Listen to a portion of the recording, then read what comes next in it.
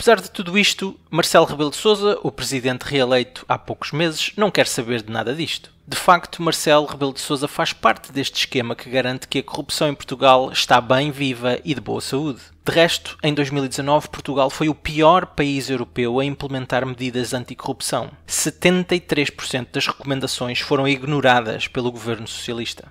Marcelo foi confrontado com este facto, mas, como palhaço que é, limitou-se a dizer algo que os mídia iriam gostar, como por exemplo, eu prometo que as coisas vão melhorar, e depois fez absolutamente nada. Esta é a marca deste idiota como presidente de Portugal, facilmente o pior presidente da história de Portugal. Só serve para tirar selfies e autopromover-se, bem como proteger o governo socialista. Aliás, é pior que isso, pois Marcelo Rebelo de Sousa e António Costa, o primeiro-ministro, fizeram de tudo para remover Joana Marques Vidal da sua posição como Procuradora-Geral da República, pois ela tinha em suas mãos vários casos que envolviam figuras do governo socialista atual, bem como anteriores, em crimes de corrupção, fraude e interferência no sistema de justiça. Um desses casos era a Operação Marquês, que envolvia José Sócrates. Vamos então verificar estes casos um a um, que estavam nas mãos de Joana Marques Vidal, para perceberem porque era ela um problema para os socialistas e para todos aqueles que protegem este regime corrupto em Portugal, como Marcelo Rebelo de Sousa. Vamos começar pela Operação Marquês, crimes de corrupção e fraude por parte do antigo primeiro-ministro socialista português, José Sócrates, entre muitas outras figuras poderosas em Portugal, que de facto arruinaram este país em 2011, a terceira bancarrota em menos de 50 anos. Foi neste caso que Ivo Rosa, o juiz da instrução, removeu todos os crimes de corrupção. O próximo caso é a Operação FIS. Mais uma vez, corrupção e fraude por parte de figuras poderosas em Portugal e também fora de Portugal, como por exemplo Manuel Vicente, o antigo vice-presidente angolano. Apesar dos crimes cometidos por Manuel Vicente em Portugal, Marcelo Rebelo de Sousa e António Costa pressionaram a justiça portuguesa indiretamente para que Manuel Vicente não fosse julgado em Portugal.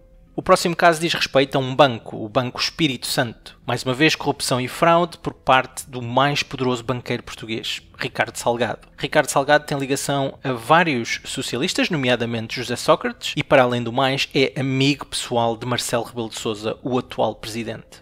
Segue-se a Operação O Negativo, corrupção no setor da saúde, que ficou conhecido como a máfia do sangue, que envolve a empresa Octafarma. Curiosamente, é também a mesma empresa para a qual José Sócrates foi trabalhar assim que saiu do governo em 2011. Segue-se o caso das rendas excessivas na EDP.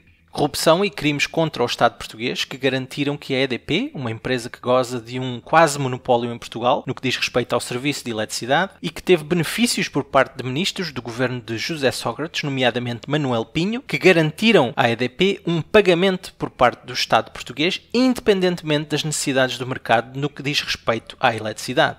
Estas rendas excessivas contribuíram para o facto de Portugal ter da eletricidade mais cara da Europa. Este é também o caso onde Ivo Rosa impediu o acesso aos dados de Manuel Pinho e de membros da direção da EDP no decorrer desta investigação. O próximo caso diz respeito às viagens do Euro 2016. Este caso envolve vários membros do governo socialista que receberam bilhetes de uma empresa privada, a Galp Energia, para ver jogos do Euro 2016.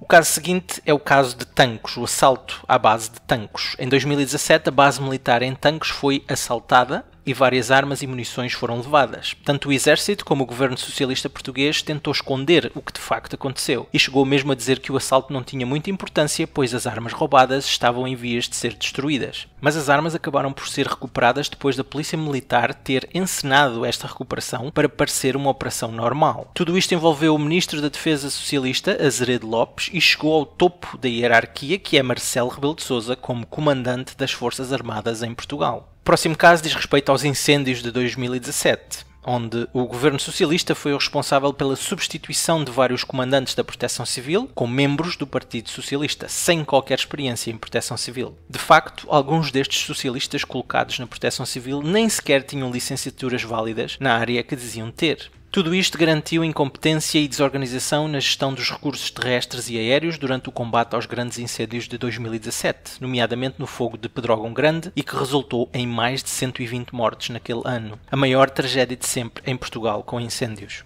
O próximo caso diz respeito à instituição Raríssimas. Paula Brito e Costa foi acusada de falsificar documentos e fazer uso dos fundos atribuídos à Raríssimas para o seu benefício. Eventualmente, a socialista Sónia Fertuzinhos, mulher de Vieira da Silva, ministro socialista, foi envolvida no caso, pois também beneficiou dos fundos que eram atribuídos pelo Estado português e, em particular, pelo seu marido Vieira da Silva, à Raríssimas. O próximo caso diz respeito aos cartões de crédito governamentais, onde 2 socialistas do governo de José Sócrates usaram cartões de crédito governamentais em benefício próprio para comprarem itens nada relacionados com a sua função.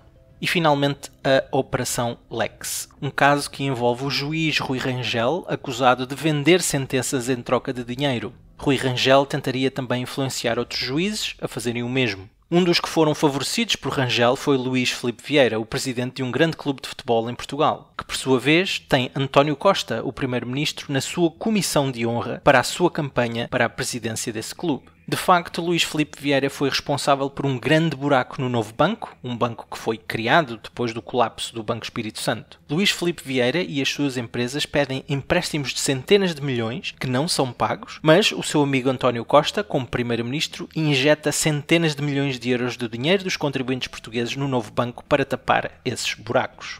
Estes são talvez os maiores casos que estavam nas mãos de Joana Marques Vidal, antes de ser substituída. Alguns deles avançaram de facto e acusações foram redigidas, mas António Costa e Marcelo Rebelo de Sousa garantiram que Joana Marques Vidal não continuaria o trabalho que tinha feito até então e substituíram-na por Lucília Gago, mais um fantoche do sistema que em pouco tempo, como Procuradora-Geral da República, já tentou limitar a ação dos procuradores enquanto investigam casos. Alguns dos casos que mencionei já concluíram e, claro, sem um único envolvido preso ou a sofrer qualquer consequência pelos crimes que cometeu. E os restantes estão ainda por concluir as investigações, mas com Lucília Gago à frente deles, nada mais acontecerá e nenhum socialista passará um único dia na prisão. Para os socialistas, Joana Marques Vidal era uma inimiga e tinha de ser removida com a ajuda do presidente Marcelo Rebelo de Sousa. Da mesma forma, Ana Carla Almeida ousou investigar crimes dos socialistas, nomeadamente de explorar a tragédia dos incêndios de 2017 para vender golas antifumo que nem sequer funcionavam como publicitado. Mas o José Guerra é um ativo muito importante para os socialistas no novo EPPO.